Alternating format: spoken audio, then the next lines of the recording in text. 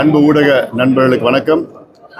இன்று சென்னையில் பாட்டாளி மக்கள் கட்சியின் மாவட்ட செயலாளர்கள், மாவட்ட தலைவர்கள், தொகுதி பொறுப்பாளர்களை சந்தித்து ஒரு ஆலோசனை கூட்டம் நடைபெற்றது. இந்த கூட்டத்தில் பாட்டாளி மக்கள் கட்சி வருகின்ற சட்டமன்ற தேர்தலில் இன்னும் வேகமாக செயல்பட வேண்டும். குறிப்பாக வாக்குச்சாவடி முகவர்கள், அது இல்லாமல் இப்பொழுது நடைபெற்று கொண்டிருக்கின்ற இந்த SIR சம்பந்தமான தகவல்கள், இல்லாமல் டிசம்பர் 17ஆம் தேதி தமிழ்நாடு முழுவதும் ஒரு மாபெரும் சிறை நிரப்பும் ஆர்ப்பாட்டம், போராட்டம் நடைபெற உள்ளது. இது சம்பந்தமாக ஒரு ஆலோசனை கூட்டம் நடைபெற்றது. இதற்கு என்னென்ன செய்ய வேண்டுமோ அந்த வேலை திட்டங்கள் எல்லாம் நாங்கள் கொடுத்திருக்கின்றோம். வேகமாக வேலைகள் நடைபெற்றிருக்கிறது. இது இல்லாமல் என்னுடைய 100 நாள் நடைபயணம் மிகப்பெரிய அளவில் வெற்றி பெற்றிருக்கிறது. வெற்றிகரமாக நடத்திய இந்த நடைபயணத்திற்காக அவர்களுக்கு என்னுடைய பாராட்டுகளை, வாழ்த்துக்களையும் நான் தெரிவித்திருக்கின்றேன்.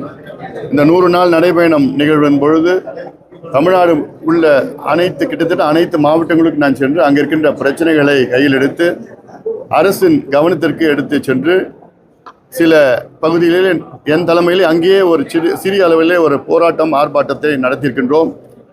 இதில் ஒரு சில பிரச்சனைகள் இந்த 2 மாத காலத்திற்குள்ளே அதற்கு தீர்வுகள் வந்திருக்கிறது. தமிழ்நாடு முழுவதும் அவ்வளோ பிரச்சனைகள் இருக்கிறது. இது நீர் சம்பந்தமாக, நீர் மேலாண்மை சம்பந்தமாக, சுற்றுச்சூழல் சம்பந்தமாக, விவசாயம் சம்பந்தமாக, டெல்டா பகுதியில் ஏகப்பட்ட பிரச்சனைகள் இருக்கிறது. அது இல்லாமல் கனிம வளங்கள் கொள்ளைகள், மணல் கொள்ளை, தடுப்பணைகள், இப்படி சாயப்பட்டறை கழிவுகள், தோல் பதனிடும் தொழிற்சாலைகள் கழிவுகள், குரோமியம் கழிவுகள், இன்டலெக்சுவல் சிட்டி, கலவரப்பள்ளி அணை சம்பந்தமாக அங்கே இருக்கின்ற கழிவுகள், இப்படியெல்லாம் அந்தந்த பகுதியில் பல பிரச்சனைகளை எடுத்து இப்போ அரசின் கவனத்திற்கு மட்டுமல்ல பொதுமக்களின் கவனத்திற்கு எடுத்துருக்கின்றோம். இதை ஃபாலோ அப்பாக எங்கள் கட்சியில் அங்கே இருக்கின்ற பகுதியில் வருகின்ற காலத்தில் பல வகையான போராட்டங்களை நடத்தியிருக்கின்றார்கள். இந்த 100 நாள் நடைபயண திட்டத்தில் மிக முக்கியமான ஒன்றை அரசுக்கு நாங்கள் எடுத்து வைத்தோம். சாதிவாரி கணக்கெடுப்பு நடத்த வேண்டும் என்று. இதனுடைய அவசியம், தேவைகள், அவசியம் அத்தனையும் தொடர்ந்து நாங்கள் சொல்லி வருகின்றோம். ஆனால் முதலமைச்சர் ஸ்டாலின் அவர்கள் அதை பற்றி ஒரு பொருட்டால் கூட நினைக்கவில்லை. சாதிவாரி கணக்கெடுப்பு தமிழ்நாட்டில் வளர்ச்சிக்கு மிக முக்கியமானது. நான் தொடர்ந்து சொல்லி வருகின்றேன். தமிழ்நாடு இந்த வேகத்தில் சென்றால் 50 ஆண்டுகள் வளரும் என்றால் சாதிவாரி கணக்கெடுப்பு நடத்தினால் 20 ஆண்டுகளில் தமிழ்நாடு வளர்ச்சி பெறும். ஆனால் அதை எடுக்க மாட்டோம் என்று பிடிவாதமாக இருக்கின்ற ஸ்டாலின் அவர்கள், அவருடைய கூட்டணி கட்சிகள், காங்கிரஸ் கட்சியை கிட்டத்தட்ட கர்நாடகாவில் எடுத்து முடித்து 2 முறையாக எடுத்து முடித்திருக்கின்றார்கள். தெலுங்கானாவில் எடுத்து முடித்தார்கள். ஆந்திரா, ஒரிசா, ஜார்க்கண்ட், பீகார் மாநிலத்தில் எடுத்து முடித்திருக்கின்றார்கள். ஆனால் இங்கே எங்களுக்கு அதிகாரம் இல்லை என்று பொய்யை மீண்டும் மீண்டும் சொல்லுகின்ற முதலமைச்சர் ஸ்டாலின் அவர்களை தமிழக மக்கள் மன்னிக்க மாட்டார்கள். இது தமிழ்நாட்டுக்கு செய்கின்ற மிகப்பெரிய துரோகம். முதலமைச்சர் ஸ்டாலின் அவர்கள் தமிழ்நாட்டுக்கு செய்கின்ற மிகப்பெரிய துரோகம். சாதிவாரி கணக்கெடுப்பை நாங்கள் நடத்த மாட்டோம், எங்களுக்கு அதிகாரம் இல்லை என்று பொய் சொல்வது. தமிழ்நாட்டில் 69 விழுக்காடு இடஒதுக்கீடு உச்சநீதிமன்றத்திலே அது நிலுவையில் இருக்கிற அந்த வழக்கு என்னைக்கு வேணா வரும் உச்சநீதிமன்றத்தில். அது வந்ததுன்னா அந்த 69 விழுக்காடு இடஒதுக்கீடு ரத்து செய்வார்கள் நீதிபதிகள். அந்த அளவுக்கு இருக்கின்ற சூழல் ஒரு பக்கம். அடுத்தது கர்நாடகா உயர்நீதிமன்றம் தெளிவான ஒரு தீர்ப்பு வழங்கியிருக்கிறது. அந்த தீர்ப்பின்படி இந்தியாவிலே மத்திய அரசு மட்டுமல்ல, மாநில அரசுகளும் சாதிவாரி கணக்கெடுப்பு நடத்தலாம், எந்த தவறும் கிடையாது, எந்த தடையும் கிடையாது என்று கர்நாடகா உயர்நீதிமன்றம் தீர்ப்பை கடந்த மாதம் வழங்கியிருக்கிறது. இந்த தீர்ப்பு வழங்கிய பிறகும் ஸ்டாலின் அவர்கள் எங்களுக்கு அதிகாரம் இல்லை என்று சொல்வது, இதெல்லாம் ஏமாற்று வேலை, கோழைத்தனம், ஏமாற்று வேலை. இது நம்பிக்கை துரோகம். தமிழ்நாட்டு மக்களுக்கு செய்கின்ற மிகப்பெரிய துரோகமாக நான் பார்க்கின்றேன். அதில் இது தமிழ்நாடு மக்கள் நிச்சயமாக மன்னிக்க மாட்டார்கள். நம்முடைய டெல்டா பகுதியில் விவசாயிகள் இன்னும் அந்த மீண்டு வரல. கடந்த மழையில், தென்மேற்கு பருவ மழையிலேயே அதில் இப்போ இந்த குறுவை சாகுபடியில் அதில் இன்னும் நடந்துட்டு இருக்கு. சம்பா பயிர் கிட்டத்தட்ட ஒரு மாதம் பயிர் சம்பா பயிரெலாம் முழுகிடுச்சு. இதுக்கு இன்னும் நிவாரணம் வரல, ஒன்றும் வரல. அங்கே கட்டுமானங்களே கிடையாது.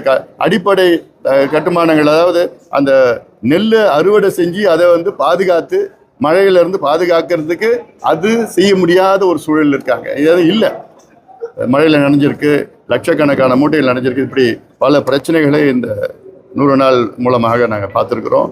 அதனால கேள்விகள் எதாவது இருக்குங்களா? ஆனால் நேற்று வந்து வாக்காளர்களுக்கு எதிராக தமிழக மக்கள் எஸ்ஐஆர் வந்து அந்த பிரச்சனை வந்து திமுக தமிழ்நாடு முழுக்க போராட்டம் பண்ணாங்க. திமுக நிலைப்பாடு என்ன பண்ணீங்க நினைக்கிறீங்க? திமுக வந்து தமிழ்நாட்டில் திமுக மீது மக்கள் மிகுந்த கோபத்தில் இருக்கின்றார்கள். இதுதான் நான் களத்தில் நான் பார்த்துருக்கிறேன். இந்த 100 நாள் நடைப்பயணத்தில் சாதாரண கோபம் கிடையாது. இப்போ ஒரு அலையா வீசிட்டு இருக்குது. இந்த அலை வந்து இன்னொரு 3 மாதத்தில் பேரலையா, சுனாமியா வந்து திமுக ஆட்சியை நிச்சயமாக அகற்றும். அந்த அளவுக்கு கோபத்தில், ஆத்திரத்தில் இருக்கின்றார்கள். ஏன்னா மக்களுக்கு எதுவுமே நடக்கல, வெறும் அறிவிப்புகள் தான் வந்திருக்கு. தேர்தலுக்கு முன்பு வெறும் அறிவிப்புகள் தான் வந்தது, தேர்தலுக்கு பிறகும் வெறும் அறிவிப்புகள் தான் வந்திருக்கிறது. விளம்பர அரசு இது வந்து ஒரு advertisement government. DMK is just an advertisement government. வெறும் அட்வர்டைஸ்மெண்ட், விளம்பரம், அவ்வளவுதான். அறிவிப்புகள் இன்னொரு 4 மாதம் தான் இருக்கு, இன்னும் 3 மாதம் தான் இருக்கு. இந்த 3 மாதத்துல இவங்க ஆட்சி போகுது. இப்போ வந்து இவ்வளவு திட்டங்கள் இன்னைக்கு அறிவிக்கிறதுல என்ன அர்த்தம்? இந்த திட்டம் 3 ஆண்டுகளுக்கு முன்பு அறிவிச்சிருக்கணும். இப்ப கடைசி 3 மாதத்துல அறிவிச்சு அந்த திட்டம் எங்க போகும், என்ன நடைமுறையில் வரப்போகுது, அதுக்கு என்ன நிதி இருக்கு? இப்படி தினம் ஒரு ஏமாற்று திட்டத்தை அறிவிச்சிருக்காங்க ஒரு பக்கம். ரெண்டாவது வந்து இந்த எஸ்ஐஆர் சம்பந்தமான திமுக நடத்திய போராட்டம் வந்து இது தேவையில்லாத ஒன்று. காரணம், எஸ்ஐஆர் என்பது தேர்தல் வாக்காளர்களை சரி செய்கின்ற ஒரு செயல். இது 2002, 2004, 2005 செய்யப்பட்டது. ஏன்னா இடைக்காலத்தில் எத்தனை பேர் இறந்துருக்கிறாங்க, எத்தனை கள்ள ஓட்டு இருக்கு, எத்தனை பேருக்கு 2 வாக்குகள் இருக்கு, 2 இடத்துல வாக்குகள் இருக்கு, இதெல்லாம் களை எடுக்கணும். ஏன்னா கடந்த தேர்தல் நேரத்தில், இடைத்தேர்தல் நேரத்தில் நம்ம பார்த்து ஆர்கே நகரும் சரி, ஈரோடு இடைத்தேர்தலில் 44,000 கள்ள ஓட்டு. ஒவ்வொரு தொகுதியிலும் இப்ப கிட்டத்தட்ட ஒரு 8,000 பேர் 10,000 பேர் வந்து இறந்திருக்கின்றார்கள். அவங்க பேர்லாம் நீக்கணும். 2 வாக்குகள் வைத்திருக்கிறத நீக்கணும். இப்ப தகவல் தொழில்நுட்பம் எல்லாம் வந்துடுச்சு, இன்ஃபர்மேஷன் டெக்னாலஜி வந்துடுச்சு. அந்த தொழில்நுட்பத்தை வைத்து ஒருவருக்கு ஒரு வாக்கு தான், அதுவும் உயிரோடு இருக்கின்றவர்களுக்கு வாக்குகள். இது ஏன் செய்யக்கூடாதுன்னு திமுக சொல்லுது? என்ன பிரச்சனை?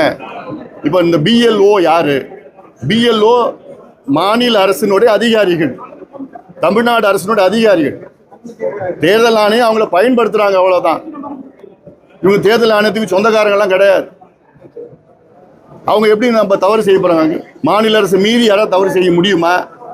ஆனா அது மீறி வந்து திமுக தவறு செஞ்சுட்டு இருக்கிறாங்க. நான் பார்த்துட்டு தான் இருக்கிறோம்.